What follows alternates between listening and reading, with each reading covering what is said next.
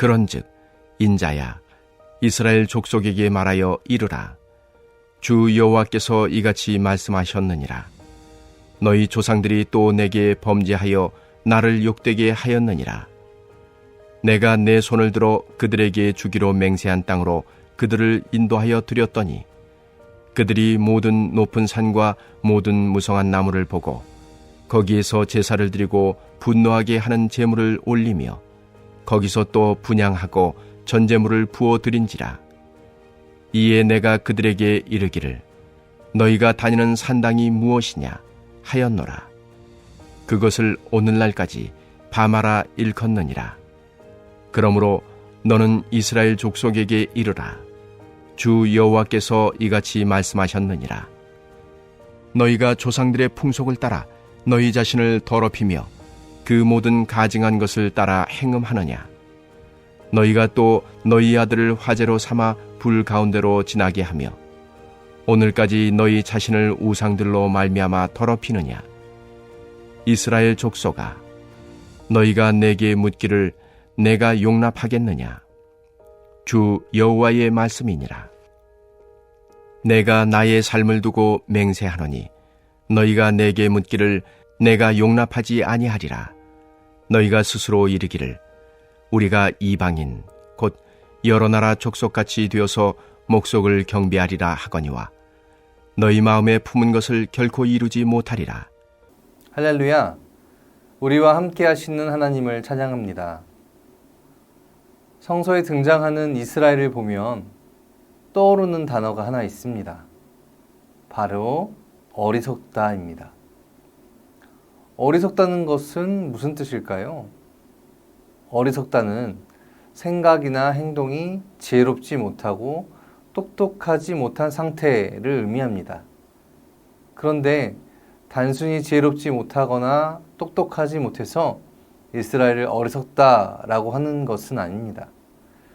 그들이 어리석다라고 불리우는 이유는 단순한 실수나 판단착오를 넘어 반복적이기 때문입니다. 그렇습니다. 반복적으로 하나님께 범죄하기 때문에 그들은 어리석은 것입니다. 똑같은 잘못을, 죄를 계속해서 반복하는 이스라엘이기 때문에 우리는 그들을 향하여 어리석다 또는 미련하다라고 하는 것이죠. 오늘 본문 말씀도 바로 그 부분을 지적합니다. 반복적으로 죄를 범하는 이스라엘 모습을 드러내고 있습니다. 27절 너희 조상들이 또 내게 범죄하여, 그리고 30절 너희가 조상들의 풍속을 따라 똑같은 것을 똑같이 행합니다. 어리석습니다. 미련하지요. 그런데 왜 이스라엘 백성들은 이런 어리석고 미련한 짓을 반복하는 것일까요? 왜 조상들이 행했던 잘못을 똑같이 행하는 것일까요? 그들이 죄를 짓고 그 죄에 대한 하나님의 심판을 받은 후에 다시 잘못했습니다 라고 하는 회개하는 이 역사의 순환들을 보고 경험했으면서도 왜 똑같이 행하는 것일까요? 실은 답은 간단합니다. 잘 살고 싶기 때문입니다. 조금 더 편하고 편리하고 안락한 삶을 살고 싶어서입니다. 그렇다면 그들은 잘 살고 있지 않은가요? 하나님이 그들을 내버려 두시고 계시나요? 그런데 뉘앙스가 조금 다릅니다. 하나님도 그들이 잘 살기를 바라셨습니다. 그래서 그들을 애굽에서 구원하신 하나님은 그들에게 율법을 주셨습니다. 그런데 오히려 그들에게 주신 그 율법은 그들의 삶을 너무 고되게 하였습니다. 해야 할 것도 많고 하지 말아야 할 것도 많습니다. 그런데 세상을 바라보니 마음껏 먹고 마음껏 누리고 마음껏 하고 싶은 대로 자유롭게 살아가는 것을 보니 그것이 좋아 보이는 것이죠. 그래서 그들은 세상을 흉내내기 시작합니다. 굳이 하나님이 머무신다고 하는 성전에 가지 않아도 높은 산과 무성한 나무를 바라보며 기도하고 그곳에 산당을 지어서 하나님께 예배합니다. 그 제사의 목적이 무엇이겠습니까? 잘 살기 위해서 제사한 것이죠. 하지만 이러한 제사의 열매가 없자 이제는 흉내를 넘어서 그 방식과 행위들을 차용하기 시작합니다. 우상들을 섬기는 방식으로 하나님을 섬기기 시작한 것이지요. 어떻게요? 자녀들을 불 가운데로 지나가게 하고 타죽게 만들었습니다. 잘 살고 싶어서. 그렇습니다. 그렇다면 어떤 차이가 있는 것일까요? 하나님도 우리가 잘 살길 바라시고 우리도 잘 살고 싶다면 두 이해가 맞닿아 있는 것일 텐데 똑같은 것 아닐까요? 아니요. 그렇지 않습니다. 우리의 잘 살고자 하는 바는 타인보다 우위에 서서 그들을 지배하고 나만 모든 것을 누리려는 욕심에 기반한 것이라면 하나님이 우리에게 요구하시는 잘 사는 것은 옳게 사는 것을 말합니다. 그러니까 욕심과 선함의 충돌입니다. 그런데 우리는 어떻습니까? 우리는 욕심과 선함 중에서 무엇을 우리 신앙의 중점으로 두고 있습니까? 사실 우리는 이스라엘에 가까운 것은 아닌가요? 잘 살기 위해서 어리석고 미련한 이스라엘 백성이 된 것은 아닌지요.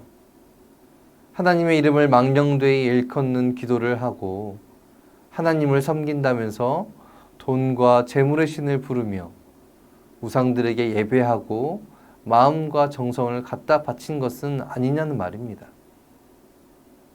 그래서 우리는 다시 한번 고민해 봐야 합니다. 지금의 우리는 어떠한 삶을 살고 있고 또 우리의 신앙의 연유는 무엇인지 말이죠. 우리 모두가 이 땅 가운데 하나님의 뜻을 이루고자 하나님이 친히 심으신 옳게 사는 자들임을 다시 한번 마음에 깨달으시기를 간절히 소망합니다. 이스라엘 백성들은 그렇지 못했습니다. 잘 살기 위해서 하나님의 언약과 계율을 저버렸습니다. 그랬더니 어떻게 되었습니까? 잘 살기 위한 이유가 못 살게 되어버린 결과를 낳아버렸습니다. 지금의 그들의 모습은 어떤 모습인가요? 바벨론 포로들이 되었습니다. 그들은 자신이 이렇게 된 이유가 바벨론 때문이라고 생각하겠지만 하나님은 에스겔 예언자를 통해 어리석고 미련한 그들에게 그 원인이 있음을 다시 한번 지적하십니다. 그런데요, 여전히 이 답답하고 멍청한 이스라엘 백성들은 자신들의 회복이 하나님께 있음을 여전히 알지 못합니다. 32절에 보면 그들은 이렇게 이야기하죠. 우리가 이방인 곧 여러 나라 족속같이 되어서 목석을 경배하리라. 그들이 말하는 이방인들이 누구입니까? 이스라엘을 무너뜨린 자들입니다. 곧 하나님을 상대하여 이긴 자들이라 라고 이스라엘은 생각하는 것이죠. 목석, 나무와 돌이 하나님을 이겼으니 우리가 그것들을 경배하며 그것들에게 우리의 삶을 맡기고 다시 한번 잘 살게 해달라고 빌겠다라는 것이 그들의 기도 제목이었던 것이지요. 참으로 답답한 노릇입니다. 사랑하는 여러분, 하나님이 왜 은혜의 하나님인 줄 아시나요? 하나님은 용서하시되 이전 것을 기억하지 않으시기 때문입니다. 그러니까 모든 걸 아시는 하나님이 이전에 지은 죄를 모른 척 해주신다는 것이죠. 하나님이 우리의 죄를 모르실까요? 우리의 머리카락 하나하나 세신다고 하시는 그 하나님이 우리의 죄와 잘못을 모르실 리는 절대 없습니다. 그러나 하나님은 죄를 심판하시고자 하는 마음보다 우리를 더 잘 어르고 달래고 타일러 잘 사는 삶, 곧 옳은 삶을 살게 하시려는 그 사랑이 훨씬 크기 때문에 은혜의 하나님은 이전의 나의 죄를 모른 척 해주신다는 것입니다. 네, 이스라엘이 죄를 짓더라도 조상들과 똑같이 범죄하더라도 하나님은 그 죄를 처음처럼 여겨주시고 다시 돌이킬 기회를 주십니다.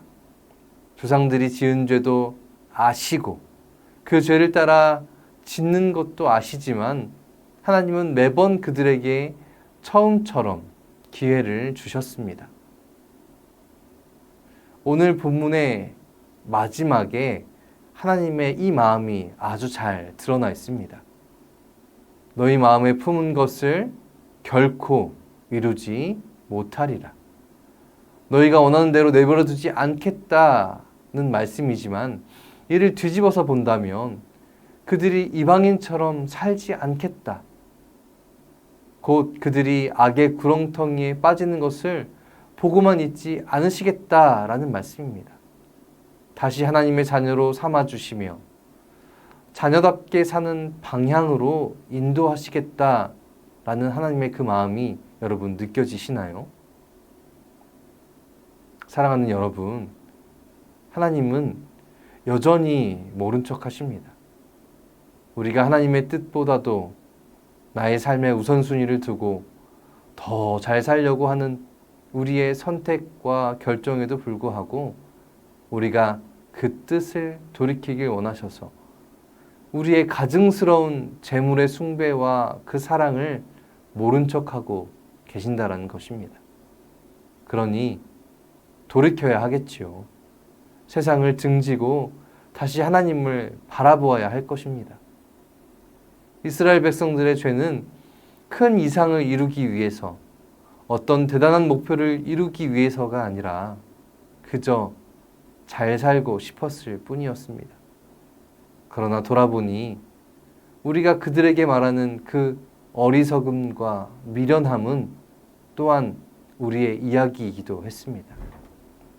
하나님 안에서 자유함과 참된 기쁨과 영원한 행복을 바라보기보단 당장의 우리의 삶에 유한하고 썩어질 것으로 더 채워가고자 하고 싶은 그 욕심을 부리는 것이 비단 이스라엘뿐만 아니라 우리의 모습인 것을 다시 한번 되새김질합니다.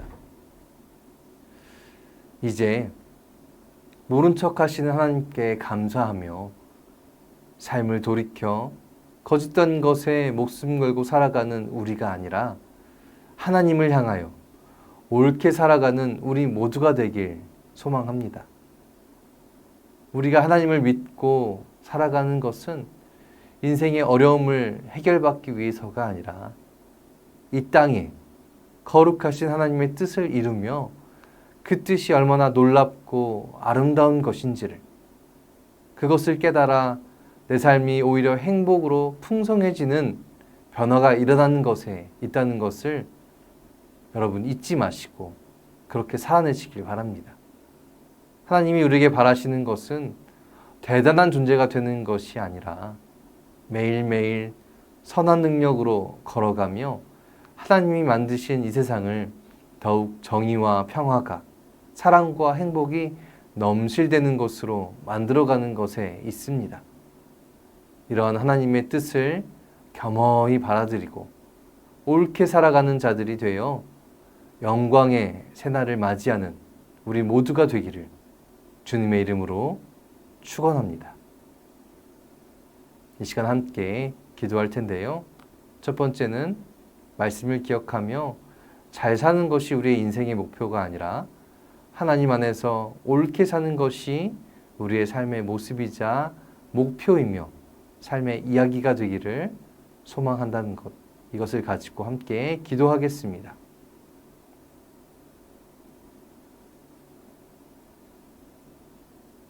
두 번째는 이번 주에 있을 베데스다 수련회가 주님의 사랑 안에서 풍성히 꽃피우게 하시고 지어진 대로 행복하게 살아가는 모든 베데스다 공동체가 되기를 소망합니다. 또한 세상전의 모든 건축 과정에도 함께하여 주시고 주님의 원하시고 바라시는 교회의 형상이 되기를 간절히 바라며 우리 두 가지 기도 제목 가지고 함께 기도하겠습니다.